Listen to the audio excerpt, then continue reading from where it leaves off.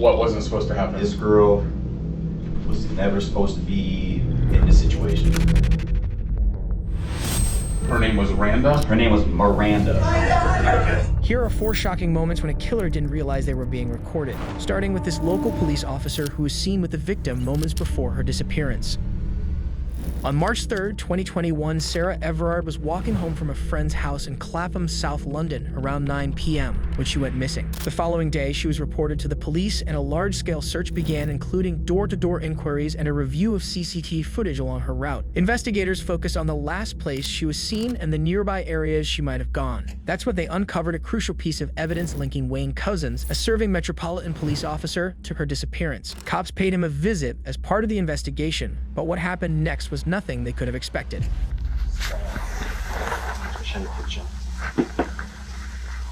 Do you know Sarah? I don't know. Okay. Sarah went missing. I'll show you some pictures of her on the day. Okay. Sarah went missing on Wednesday, and her parents obviously and her family are really worried about her now. The inquiry that's been conducted so far has led us to come and speak to you about it and to see what we know about Sarah, okay? So, would you like to, do you know where Sarah is? No. Right, okay. Do you know anything about what happened to her? I know that she went missing up in London somewhere, what, about a week ago or so, just from what I've got on the news. Okay. Have you ever personally met her? No, not personally, no. Have you had any interactions with her at all? No, why would I have personal interactions with her?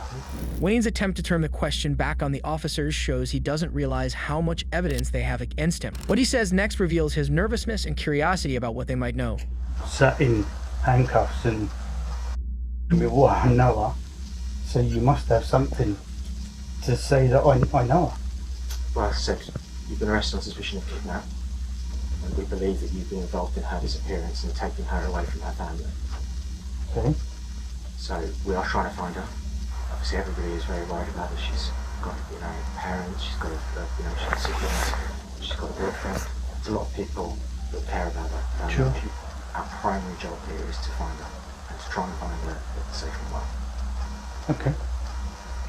Now, we believe that you know something about where she is, and that's why we're here, to look for her and to try and find her. And that's why we're talking to you now, is to try and get you to have a good think about it and tell us anything you can about whether we might be able to find her. Okay. Well, I am in financial, and I've been lent on by I don't know who they are. They're a group, a gang, whatever, and they told me, right, I need to go and pick up girls and give them to them. As a serving officer, Wayne knows that repeatedly denying meeting her could backfire if investigators have evidence. So he invents his story, one that only digs him deeper into trouble. I said, what's happening? And it then came through that they're going to harm my family, take them away, and they'll use them instead. At that point, I had no option to try and find somebody. So I don't. There's a couple of names. I was told a place to take her. That's it. That is all I know to this group of people. Tell me about them. I need to find her. Tell me everything you know. What Wayne doesn't realize is that CCTV footage from Clapham and nearby streets captured Sarah walking alone that night. Surveillance cameras also tracked Couzens' car in the area, showing his movements near where she vanished. Some clips even showed him picking her up or his vehicle in locations matching the timeline of her abduction. So if he's going to invent a story about a gang, he might as well make it more convincing. There was a white Sprinter van. They was between sort of Lenham, Maidstone area that I dropped her off. I still don't know. I don't know. They just I just parked my car up, and then the van come up behind me, flashed me. They all jumped out, And then they took this girl.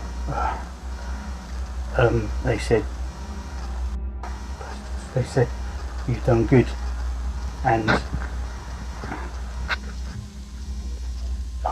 I don't know whether my family's going to be alright still. But they threatened to take my family away from me.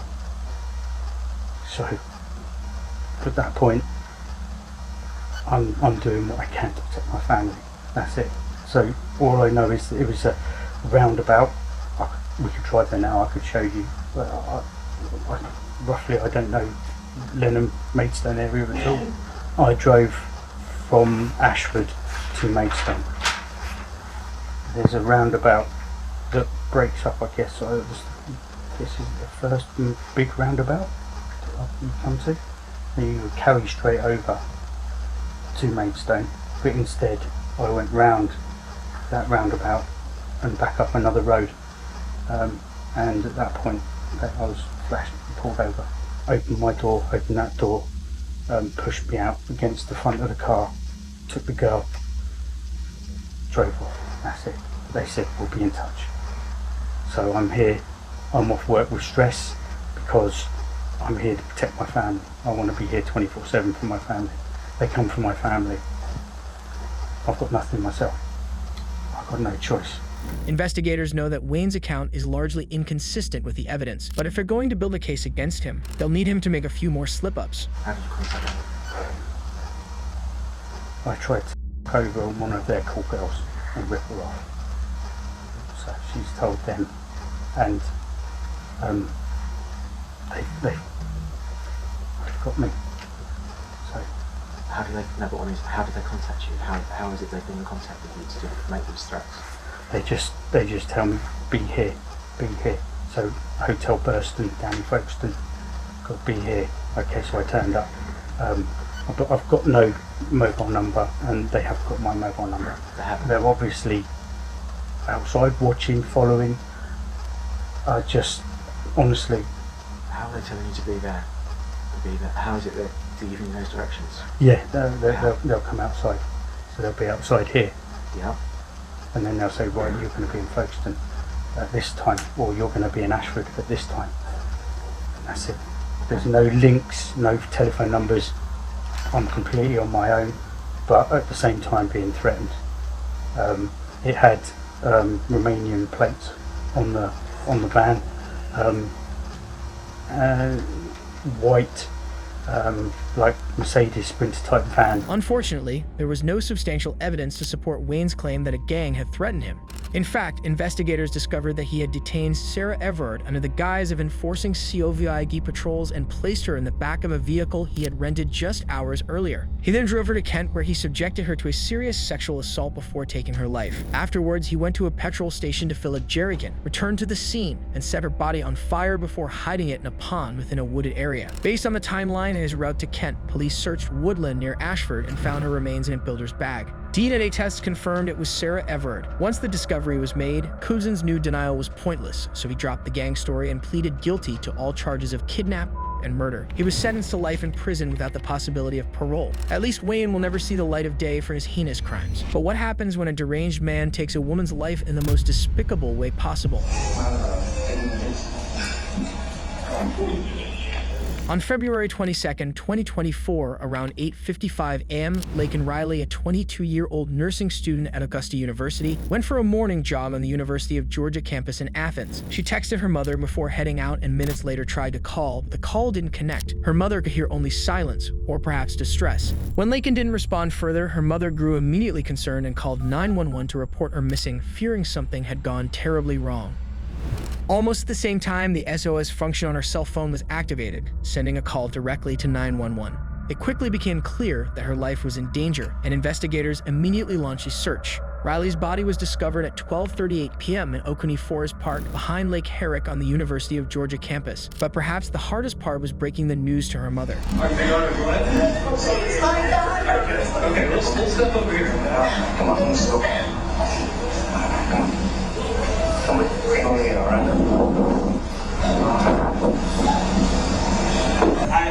I don't want to tell you yes or no because I don't have names. I don't know who anybody is.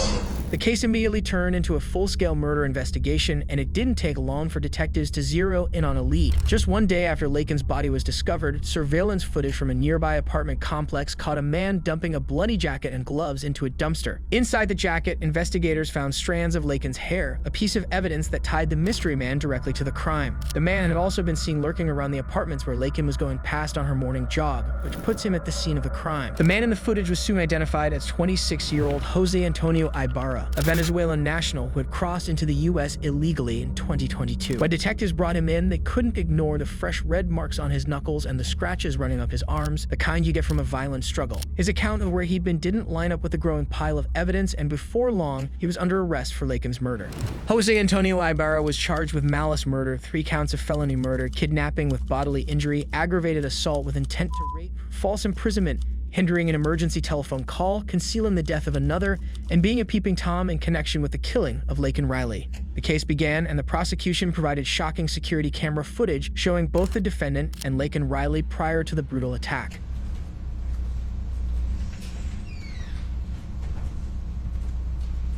It's the lit up door at the bottom floor of Building S. It's the southernmost tip of the building.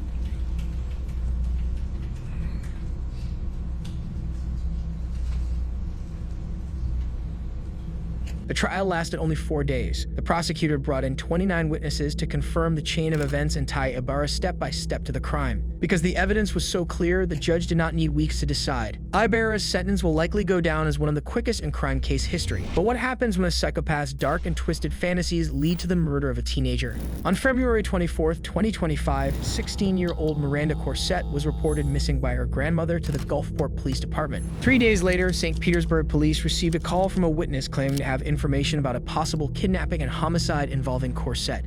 Investigators later discovered that Miranda had recently met 35-year-old Stephen Gress on a dating app called Grindr and went to his home on February 14th, where he lived with his partner, Michelle Brandis. She left that night but returned the following day, February 15th, after which she was never seen or heard from again. By then, Gress had already been arrested on unrelated charges of drug possession, resisting arrest, and possession of methamphetamine and marijuana. Gress was brought in for questioning, and the entire interrogation, which was recorded on police cameras, shows from start to finish a tragic tale of a man blissfully unaware of the nightmare he is responsible for. This was never supposed to happen. Never was supposed to happen.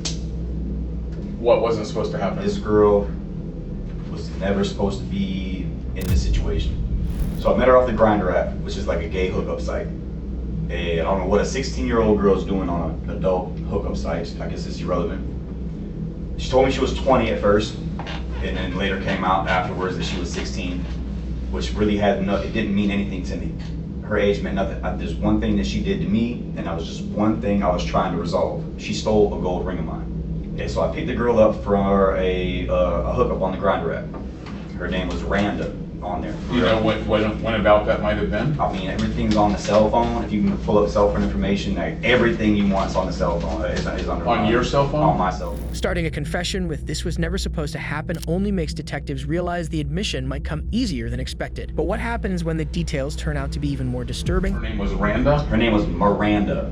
So it's a Sunday that this happened. And then I seen her the day, 2 days prior to that, I seen her for the first time. I picked her up, we went home, hung out, I dropped her back off, it was fine, nothing, no issues. 2 days passed by, she hits me up, says, do I want to hang out? Okay, cool. I picked her up, this is where the issue starts. Where'd you pick her up at? I picked her up not in front of her grandma's house, but I didn't know exactly which house was her grandmother's house.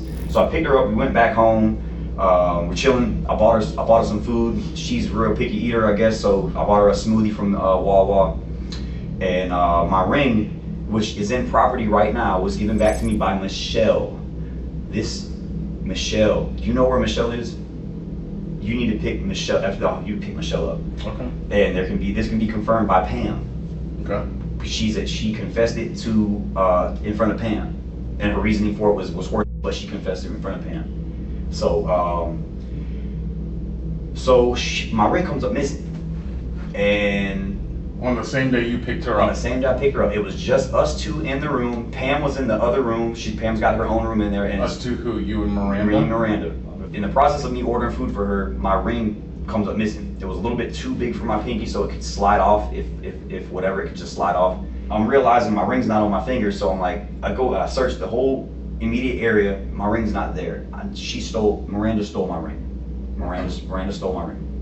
So I'm telling her, man, like, look, there's nobody else here. I know, you know, it's nice, it's a nice ring. You might want it, but it's not yours. Just give it back. I go on with this for a whole 24 hours. And I'm telling her, like, hey man, my fault in this is that I would not let her leave without giving me my ring back. How did you keep her from leaving? I just told her that she couldn't leave. I didn't restrain her. I didn't do anything to her. I just said, hey man, just please give me my ring back. Gress goes into more detail about what happened after Miranda stole his ring. He admits to keeping her against her will, though at first it doesn't sound violent. But she wasn't free to get up and walk out the door. I mean, if she would have tried, I don't know if I would have stopped her or not. Everything was bravado at this point in time. It's like I'm telling her, and I'm hoping that I'm able to just scare her into giving me my ring back. I called up Michelle to see if Michelle will help me get the ring back from her. Like, they have a female to female connection or something, that anything I could use to try to get her to give me my ring back. So all this is on text message as well. So I text Michelle on Facebook Messenger. I'm like, hey man, this girl over here stole my ring. Will you please help me get my ring back? So she agrees and comes over. You know, she comes over there and stuff. And the first thing she does when she gets there was looks for my ring in the house. And I'm cool with that because I just want my ring back. So the sooner I get my ring back, the sooner this can just be done. So she finds my ring, and she doesn't tell me she finds my ring. And how I know that is because she gave me my ring back after all this is said and done. And Pam was there when she found my ring in my car. My ring was never in my car. So I don't know this at the time. Michelle doesn't tell me at the time. So now this drags on for a week. This drags on for a week. Wait, so you've got this girl in your house for an entire week? A week. Were you feeding her? Yes. Were you beating her? I lumped her up, yes. I hit her at first. What do you mean you lumped her up? So at first, it took me a while before I put my hands on her. Like, I really tried everything I could possibly do to get my ring back. No, you couldn't find the ring? I even bought a metal detector. Well, where do you think she was hiding it? I thought she either swallowed it or put it up inside of her, or she had it hidden somewhere else. Okay. I knew she had it. And she was disrespecting me and mocking me the whole time. Miranda is, to me. Miranda is. Yeah, like, I couldn't fathom, why would you steal somebody? What was she doing to mock you? She just like this. She said she got it from her grandma. And she said she'll be like, I'll be like, man, please give me my ring, please, man, please. She'll just be like this to me, like this. She went this. She'll be like this. Wait, you mean like she might have been shaking in fear? No. Because that's what you look like when you do that to me. But she. When I think of a 16-year-old girl shaking like that, it's not. That's fear. Michelle would be whispering to her, and I'd be like, why are you guys whispering? What are you trying to hide from me? Why would you possibly be whispering amongst yourselves to not want to be heard by me? And Michelle also has the girl's iPhone. The girl had an iPhone, and I told Michelle, I said, hey man, go hide this underneath a trash can at a gas station somewhere, just so it doesn't, in case somebody came looking for her, it wouldn't lead her to my house, and it would prevent me from getting my ring back. That's my fault, is my greed for my ring. Okay. So let's talk about Miranda and the shaking. Okay. And so you had her in your house for how long? It was up to a week. It was a week. You had her in the house a week. For a week. You wouldn't let her leave. I told her you thought that she was mocking you by shaking. It wasn't just shaking that she would be doing. She would also be saying stuff to me. She was saying she never seen it, and then she said, oh, I know it's outside for a fact, it's over here outside. And then she'd say that she hadn't seen it again, and then she'd say, oh wait, I remember it's in the kitchen over here. I searched with a metal detector, and I stuck my fingers up her and up her. I'm telling you the truth, my man. Contrary to his claim, Gress is really trying to shift the blame onto his partner, Michelle. According to his account, Brandy suffocated Miranda by forcing a pool ball and a sock down her throat, then wrapped her head in plastic even after Gress claims he warned her not to cover Miranda's nose. He said he couldn't act quickly enough to save her. Gress told investigators that after Miranda died, he and Brandy's dismembered her body with a chainsaw at a home in Largo, then loaded the remains into a car trunk and dumped them in a Ruskin dumpster. He'd also admitted to sending photos of Miranda's bruises and nudes to his mother and 2 other men. It's a confession designed to absolve him of murder, but detectives weren't fooled. Just 2 days later, Michelle turned herself in for questioning. I allowed so much that I would have never allowed. with anybody else. So he would have sex with as many people as he could. There were times where he would make me clean up real quick because he was gonna go pick up a girl. And I would have to go in the other room with him. And I would literally have to just sit there while he would have sex with somebody else and then come back to me like everything was just fine and normal. Valentine's Day. And I got there and everything was fine, and I gave him, he was sleeping when I got there. I gave him his present, and he didn't have anything for me. He never, when he does things for me, it's very seldom when he does things for me. But everything was fine. I didn't understand. Out of nowhere, he says he's going to pick up another girl on Valentine's Day. I'm like, okay, are you serious? Yeah, okay. A lot of the times I would wait outside, or I didn't even want to be in the house whenever this happened because it hurt. I was outside this time. It was like 4 or 5 hours that he spent with her. It was Miranda. Oh my God. He met her on the Grindr app. She said she was 20. I get there, she's fine. She's normal, she's scared. But something was off over here on the right-hand side, and as he was looking on the shelves, I was looking at the mirror, and I swore I saw the ring on the very top shelf. I didn't say anything then because I was too scared to. I ended up leaving, going back to my mom's, and I mentioned something about possibly seeing on Messenger that I saw something gold, a gold ring on the top shelf. He beat me and her side by side because I said I believed her that she didn't have the ring. The way that I was able to get him to stop beating me was if I agreed to help beat her. While detectives don't fully believe her account so far, the first few minutes of her story line up with Gress. But what she says next leaves them with even more questions than answers. It just happened, like, he's sick, I know he's sick, I know he's sick, I know he's sick, I know he's sick. And he said, yep, good job. When I saw on recording, it's on my phone, I have recording, I have text messages, I have conversations between him and I. You should have seen the look on his face, that's like, when he was telling me, go ahead, your turn, you make her give me my ring back. You get my ring back from her. And I wanted him to be pleased with me and not hurt me. I wanted him not to hurt me, and I wanted to do whatever he said he wanted me to do so that I could walk away. I just wanted to walk away. I just wanted to leave. He wouldn't let me leave. He wanted me to help. He needed my help. I had no choice. I just want to leave. He didn't want me to leave, clearly. And then the neighbor came out after the chase around the car. The neighbor came out, and I just beelined to the neighbor because I knew he wouldn't do anything in front of her. And I said, hey, I have an Uber coming. Is it okay if I just wait here until the Uber comes?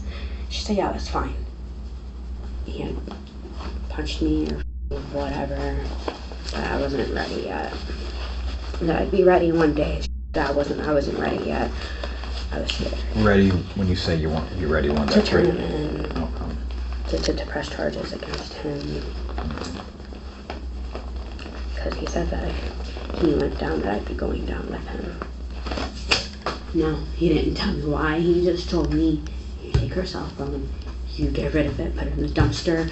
He's like, just get rid of it. Michelle spent much of the interrogation explaining just how mentally unstable Gress could be. She suggested that the ring was probably never stolen and that Gress may have been looking for a way to torture Miranda. However, a third roommate who was present during the incident corroborated Gress's account, claiming that Michelle was the one who killed Miranda. Both Stephen Gress and Michelle Brandeis were arrested. Gress was charged with first-degree murder and kidnapping. while Michelle was charged with first-degree murder. The case is still ongoing, but it's clear neither of them will get away with what they did, and both are likely to spend significant time behind bars. Gress might have manipulated Michelle into joining him in his fantasies, but what happens when bodycam footage captures a woman violently assaulting her boyfriend in an elevator just days before she commits a violent crime? I need to go to the hospital. I have to.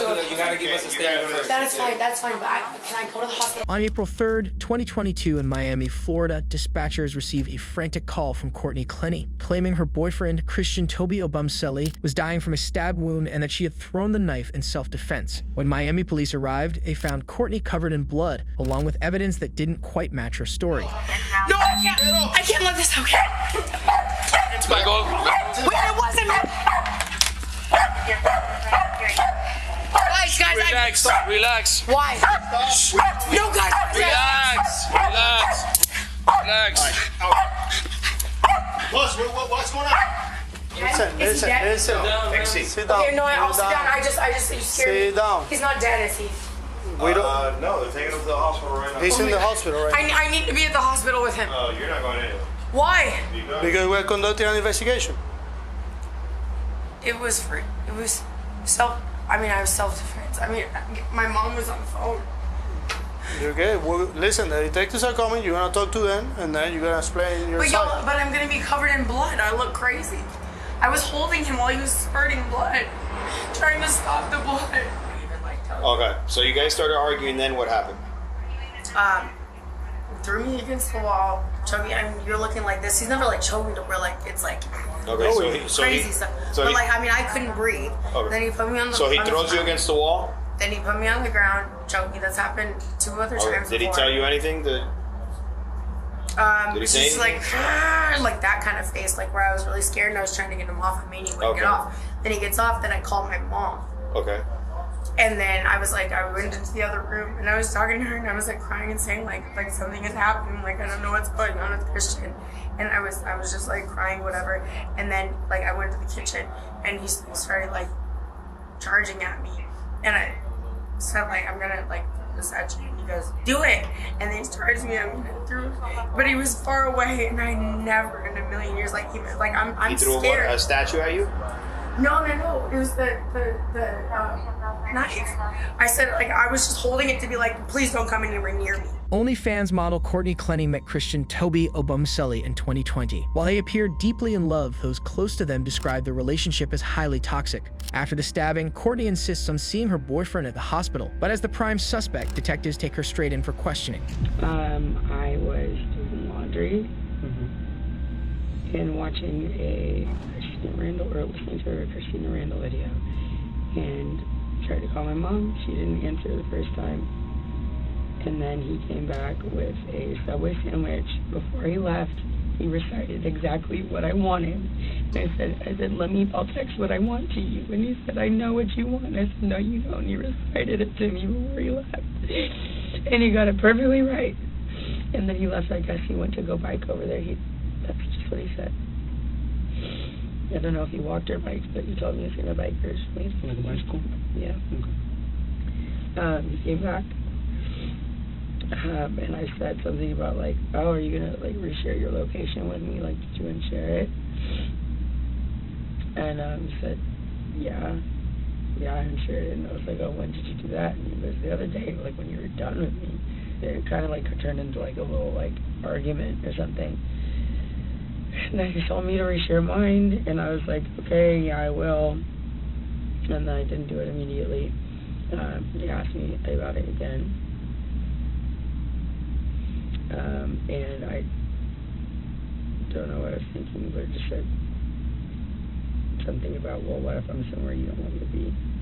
Okay. Which I wouldn't have been. I love him. But just like, maybe you don't want to know where I am. I guess maybe it'll just like hurt him because he was pressing me. And he ended up pinning me against the wall. And then, I said like choking me on the floor. It's just like, they were looking at my neck and I was like, I'm not saying like choking me like, whatever. But he had my like neck, like, and this happened twice before. where I couldn't breathe and I was on the floor. Yeah. I could not breathe. And I don't think that he is trying to kill me, but I was scared. And all 3 times I have been scared. So yeah, I'm on the floor. Courtney is being investigated for stabbing Toby, and the only defense she's giving is that there was an argument and things got out of hand. But what she says next makes cops start to think differently. Hey, my mom on the phone, and I remember she was standing like against the couch. Like we were obviously it was a big deal at this point. So this happened like over by the door and somehow moved like over in the living room.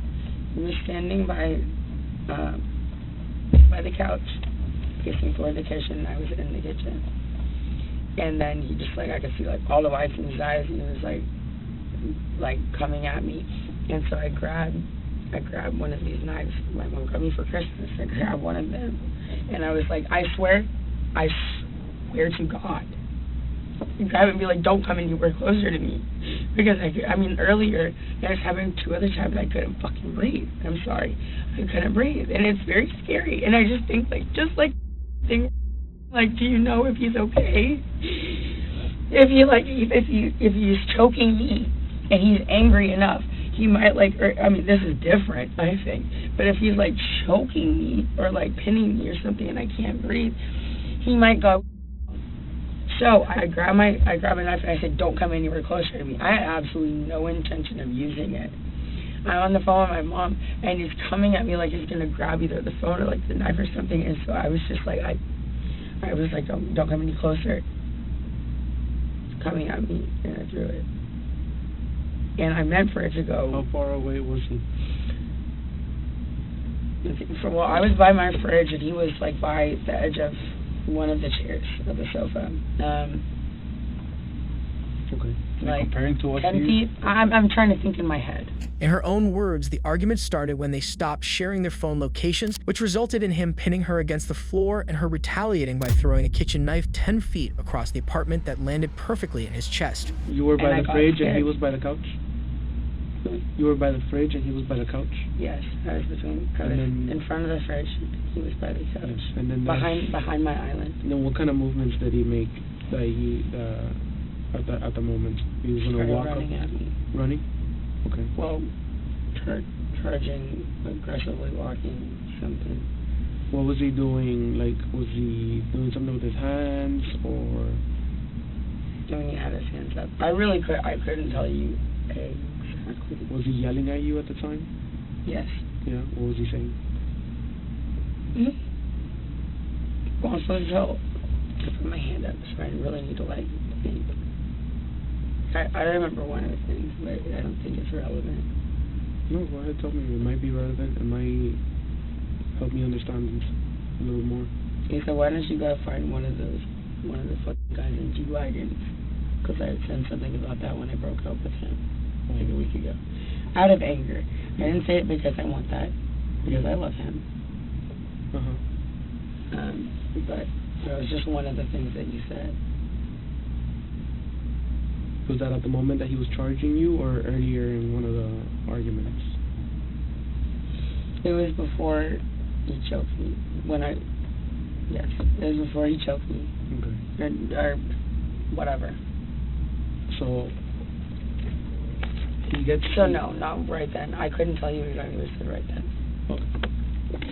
So... But I swear to God, I was scared. I mean, after like what had just happened, I was scared. And I was on the phone with my mom and it was still happening. Yeah. I was scared. He had you against the wall at one point, right? With his hands over your neck?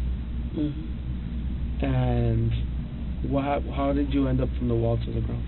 Started swinging on him because I had been against the wall. Okay. I started trying to hit him. Yeah. And then he put me on the ground. As with almost any criminal case, the suspect will usually try to talk their way out of trouble. But in this case, Courtney is doing a terrible job, and what she says next quickly throws her under the bus. I mean, we shouldn't be together.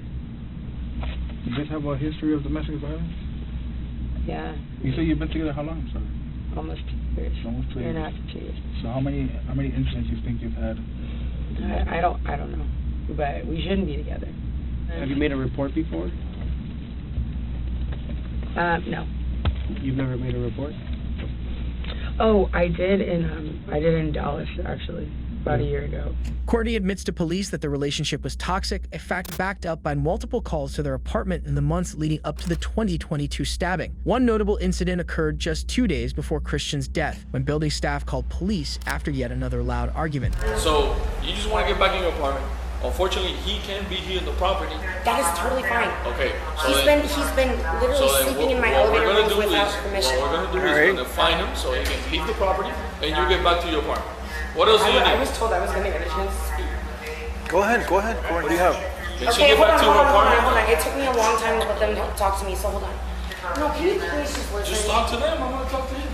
I stayed in my apartment all day. I didn't take my dogs out for like 8 hours. Because I was afraid that when I came down here, he was going to beat him. I walked my dogs, and he was telling me he wouldn't leave me alone. I said, please just walk my dogs in peace. We're not together. Courtney, does he have any property in your apartment? He has so much. Can I, with respect, can I please? I just feel like I'm not being heard. Okay. Go ahead. So I had a lot of opportunities to call y'all, and I did not. So what do you want to say? I want to be like exonerated, I guess, of like anything wrong. And I want him, okay, the police are here. I want a restraining order against Christian Gonzalez. Notice how she made it seem like Toby had been the oppressor. But what she didn't realize was that prior to calling the cops, surveillance footage from the elevator captured her pushing Toby out and screaming at him, with no aggression coming from him. If nothing else, it shows that Courtney was capable of attacking Toby. Also, the downward trajectory of Toby's chest wound suggested an intentional stab, not self-defense. Self-defense stabs are usually upward or sideways, as victims try to fend off an attack. A downward thrust, especially to the chest, indicates a deliberate attempt to incapacitate, consistent with an aggressive attack. Based on the wound inconsistencies in her account and a pattern of previous violence, detectives found probable cause to charge her. Courtney was arrested in August 2022 in Hawaii and extradited to Florida to face charges. She has been charged with second-degree murder, and the case is ongoing, but it's unlikely she will avoid jail time.